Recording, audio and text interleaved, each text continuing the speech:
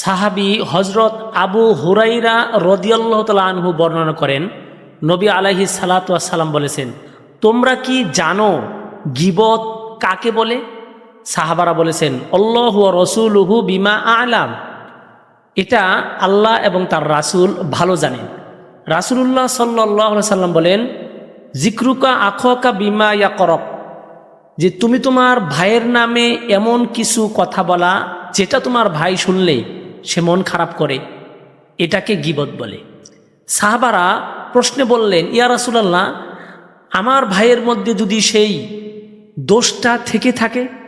রাসূল আকরাম সাল্লাল্লাহু আলাইহি সাল্লাম উত্তরে বললেন, তাহলেই তো সেটা গীবত হবে, আর যদি না থাকে তাহলে তা মিথ্যা অপবাদ হবে।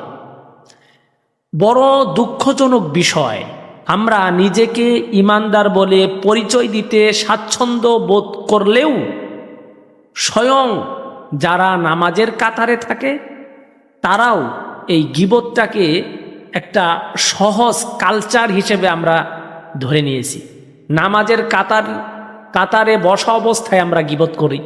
সাধারণ ব্যক্তিদের কথা তো আমরা বাতি দিলাম, তাদের কথা একটু পরেই বলি। অথচ এই গীবত ভয়ঙ্কর একটি পাপ, ভয়ঙ্কর একটি দোষণীয় অভ্যাস। রাসূল আকরাম সাল্লাল্লাহু আলাইহি সাল্লাম বলেছেন, দেউলিয়া কাহাকে বলে তোমরা কি তা জানো?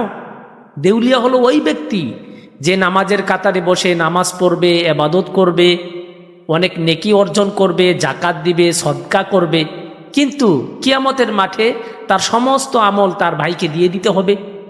কারণ সে তার ভাইয়ের নামে গীবত করেছিল, ভাইকে কষ্ট দিয়েছিল, যার কারণে তার ভাইকে, তার প্রতিবেশীকে বা ওই ব্যক্তিকে তার আমলগুলো দিয়ে দেওয়া হবে। যখন তার আমল একে একে এভাবে শেষ হয়ে যাবে, তখন অপর ব্যক্তির গুনাহগুলো তার কাঁধে চেপে দেওয়া হবে। এই ব্যক্তি হলো দেউলিয়া, এই ব্যক্তি হলো দেউলিয়া। আমরা কি চাই অনেক কষ্ট করে আমল করার পরে আমার এই আমলগুলো অন্য কেউ নিয়ে নিক? যদি আমরা এটা না চাই তাহলে আপনাকে আমাকে গীবত বন্ধ করতে হবে। ভয়ঙ্কর এই পাপটি, এই অপরাধটি বন্ধ করতে হবে। মহান আল্লাহ তাআলা এই বিষয়ে সূরাতুল হুজুরাতের 12 নম্বর আয়াতের মধ্যে স্পষ্ট ঘোষণা দিয়েছেন, ইয়া আইয়ুহাল্লাযীনা আমানু জুতানিবু কাসীরাম মিনায-যন ইন্না বা'দা-যন্নি ইসমু ওয়ালা তাজাসসাসু ওয়ালা ইয়াগতাব বা'দুকুম বা'দা আইয়ুহিব্বু আহাদুকুম আইয়াকুলা লাহমা আখিহি মাইতান ফাকারিহতুমু। তোমরা তোমার ভাইয়ের নামে গীবত করো না, সমালোচনা করো না। তোমরা কি ইহা পছন্দ করো যে তুমি তোমার মৃত ভাইয়ের গোশত আহরণ করো, ভক্ষণ করো বা খাও? এটা তোমার যেমন পছন্দনীয় নয়, ঠিক তেমনিভাবে কোনো ব্যক্তি যদি কারো নামে গীবত করে, সে এত বড় অপরাধ করলো যে তার মৃত শরীরের গোশত খাওয়ার মতো অপরাধ, যেটা তোমার রুচিতে ধরবে না। এই জন্য এই সমস্ত অপরাধ থেকে আপনাকে আমাকে বাঁচতে হবে। স্বয়ং রাসূল আকরাম সাল্লাল্লাহু আলাইহি সাল্লাম মিরাজের রাত্রিতে যখন জাহান্নাম পরিদর্শন করেছেন, তখন কিছু ব্যক্তিকে এমন দেখেছেন যাদের নখ ছিল তামার, এবং তারা তাদের সেই ধারালো নখ দ্বারা নিজের শরীর আঁচড়াচ্ছে, যেমন আমরা কোদাল দ্বারা মাটি তুলি, এমনভাবে আঁচড়াচ্ছে এবং গোশতগুলো নিজে নিজেই খসে খসে নিজের দেহকে এভাবে কষ্ট দিচ্ছে, এভাবে আক্রমণ করতেছে, এভাবে আঘাত করতেছে। নবী আলাইহিস সালাতু ওয়াস সালামকে বলা হয়েছিল, এরা হলো ওই ব্যক্তি যারা তাদের ভাইয়ের নামে মিথ্যা গীবত করে তাদের ইজ্জতকে ছিন্ন বিচ্ছিন্ন করে দিয়েছিল। আজকে তাদের শাস্তি স্বরূপ তারা নিজেদের শরীরকেই ছিন্ন বিচ্ছিন্ন করবে। এটা হলো গীবতের ভয়ঙ্কর একটি শাস্তি। এজন্য এই ভয়ঙ্কর শাস্তি থেকে বাঁচতে হলে আপনাকে আমাকে গীবত থেকে বাঁচতে হবে। আসুন, গীবত থেকে বাঁচার জন্য আমরা 3টি পন্থা অবলম্বন করি। প্রথম পন্থা হলো যে গীবত যেভাবে করা হয় সেটা হলো জিহ্বা, এই জিহ্বাকে নিয়ন্ত্রণ করা। এবং দ্বিতীয়ত হলো বেশি বেশি দোয়া করা, যাতে করে আমি গীবত থেকে বাঁচতে পারি। তৃতীয়ত হলো যেখানে গীবতের আলোচনা চলবে সেখানে গিয়ে আপনার সেই আলোচনার প্রসঙ্গ পরিবর্তন করে দেওয়া, পাল্টে দেওয়া।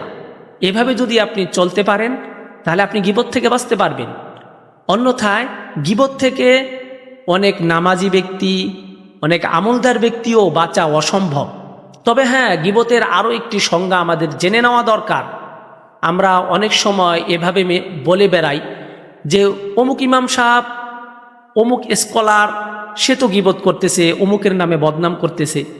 এখানে জেনে নেওয়া দরকার, যদি কারো দ্বারায় কোনো সমাজের, কোনো এলাকার, কোনো দেশের, সেটা দেশের হোক বা ইসলামের হোক, কোনো প্রকার ক্ষতি হয়, সেটাকে শুধরে দেওয়ার জন্য, তার পরিচয় তুলে ধরার জন্য, দেশের ক্ষতি না হোক, দশের ক্ষতি না হোক, ইসলামের ক্ষতি না হোক, এই সমস্ত বিষয় মানুষকে উপস্থাপনা করার জন্য ওই ব্যক্তির নাম যদি এখানে চলে আসে, এটা গীবত নয়, বরঞ্চ এটা আপনাকে বাঁচানোর জন্য, আপনাকে এখান থেকে ফিরানোর জন্য, ভয়ঙ্কর একটি অবস্থার মধ্যে আপনি পড়ে যান, এটা থেকে বাঁচার জন্য আপনাকে কেউ সতর্ক করতেছে, এটার নাম গীবত নয়।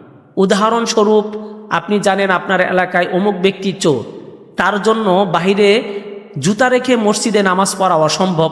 এমন সময় কোনো মেহমান যদি আপনাদের এলাকায় এসে সুন্দর তার জুতোগুলো, নতুন জুতোগুলো বাহিরে রেখে মসজিদে প্রবেশ করে, আর আপনি যদি দেখেন পরিচিত কোনো চোর মসজিদের সামান দিয়ে আনাগোনা করে, তখন যদি আপনি ওই জুতোওয়ালা ব্যক্তিকে সতর্ক করেন যে ভাই, আপনি আপনার জুতোগুলো হেফাজত করেন, সামলান, মসজিদের ভিতরে প্রবেশ করান, কারণ ওই যে অমুক ব্যক্তি ঘোরাঘুরি করতেছে, তার নেচার বা তার হাত ভালো নয়। এভাবে যদি আপনি তাকে সতর্ক করেন, ওই চোরের নামে যেমন গীবত করা হয় না, ঠিক তেমনিভাবে দেশের জন্য, ইসলামের জন্য, ইসলামের স্বার্থে কাউকে ফিরিয়ে আনার জন্য, কোনো বিপদ থেকে বাঁচানোর জন্য তাকে ভালো কিছু নসিহত করা, হকের কথা তুলে ধরতে গিয়ে বাতিলদের বিরুদ্ধে কিছু বলা, এটাও গীবত নয়। আসুন আমরা গীবত থেকে বেঁচে থাকি। মহান আল্লাহ রাব্বুল আলামিন আমাদের সকলকেই গীবত নামক এই ভয়ঙ্কর অবস্থা থেকে বাঁচার তৌফিক দান করুক। আমিন। ওয়া আখির দাওয়ানা আলহামদুলিল্লাহি রাব্বিল আলামিন। আসসালামু আলাইকুম ওয়া রাহমাতুল্লাহ।